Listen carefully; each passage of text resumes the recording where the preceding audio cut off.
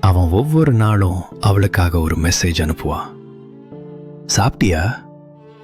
பாதுகாப்பா வீட்டுக்கு போயிட்டியா? அவ ரிப்ளை பண்ணவே இல்லை.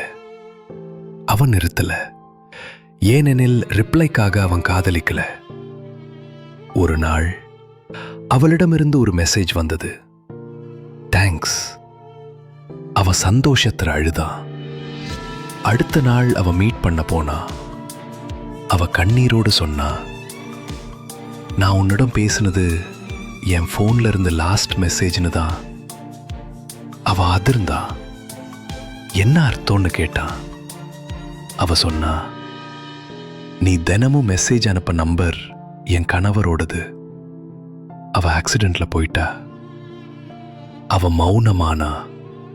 அவ தொடர்ந்தா, அந்த மெசேஜஸ் தான் இன்னும் என்ன உயிரோட வைச்சிருக்குது. அவ திரும்பி போனா. ஏனெனில் சில காதல்கள் சேர்வதற்காக இல்லை, யாரையோ வாழ வைக்க.